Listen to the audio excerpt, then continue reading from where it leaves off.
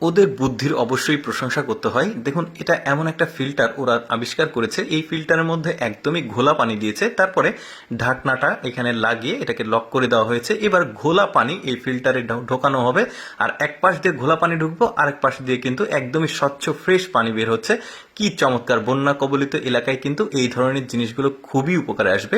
এরপরে দেখুন, কমলা লেবুগুলোকে নির্দিষ্ট সাইজে মানে পৃথক করার জন্য এরা দারুণ একটা বুদ্ধি খাটিয়ে চাকা তৈরি করেছে। এখন ওই যে ছিদ্রগুলো আছে, কোনোটা বড় কোনোটা ছোট, যেটা বড় সেটাতে বড়তে যাচ্ছে, আর যেটা ছোট সেটা ছোটতে পড়ছে। কি চমৎকার বুদ্ধি দেখুন। তারপরে এই লোকটার হাতে একটা ফ্যানের পাখার মতো রয়েছে চারটা, এটা যখন ঘোরাবে চালু করবে তখন কি চমৎকার সিনারি ভেসে ওঠে। দেখুন, অ্যাকোরিয়ামের মতো মাছগুলো আসলে ঘুরছে। এছাড়া কিন্তু বিভিন্ন ধরনের সিনারি ভেসে ওঠে।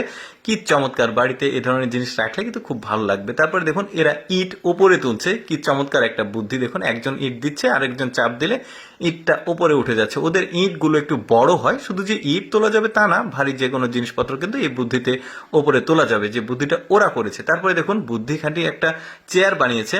আমার কাছে বেশ চমৎকার লেগেছে। এই চেয়ারে যখন শুয়ে রেস্ট নেওয়ার পর উঠলে দেখতে পাচ্ছেন এই চেয়ারটা অটোমেটিক দাঁড়িয়ে যাবে।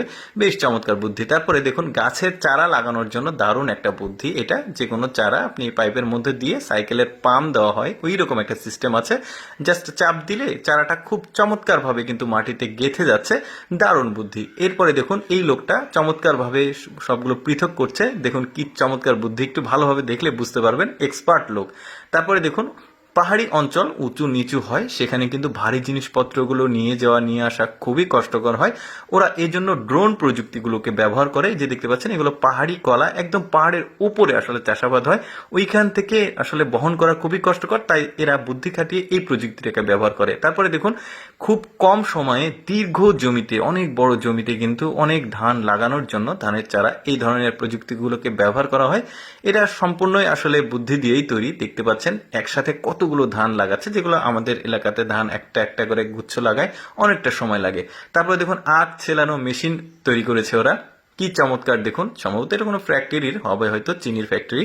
এরপরে এটা দেখতে পাচ্ছেন কি চমৎকার একটা ঢেকি তৈরি করেছে ওরা। দেখুন, এই মোটরটা ঘুরছে, চাপ লেগে এই ঢেকিটা এখানে কিন্তু মানে এটাকে বাঁধছে। বেশ চমৎকার! এটা জাস্ট মানে নমুনা দেখিয়েছে। এই সাইকেলটাকে তৈরি করেছে উনি, দেখুন কি বুদ্ধি করে, যেখানে মানে এক জায়গাতে প্যাডেল থাকে, এটা সামনে লাগিয়েছে, আর উনি শুয়ে শুয়ে আসলে সাইকেলটা চালাচ্ছে। দেখুন, এই লোকটা এই বক্সের মধ্যে বাদাম দিচ্ছে, বা যে কোনো বীজ দেওয়া হয়। তারপরে বীজ দেওয়ার পর এটাকে ঠেলে নিয়ে গেলে এই চাকার মাধ্যমে একটা একটা করে জমিতে কিন্তু বীজ রোপণ হয়। কি চমৎকার! এটাও কিন্তু বুদ্ধি খাটিয়েই বানানো। তারপরে দেখুন, এটা কত চমৎকার ভাবে কাজ করছে। দর্শক, কেমন লাগলো ভিডিওটা কমেন্ট করে জানাবেন, আর এইরকম ভিডিও প্রতিদিন দেখতে আমাদের পেজটি ফলো রাখতে পারেন।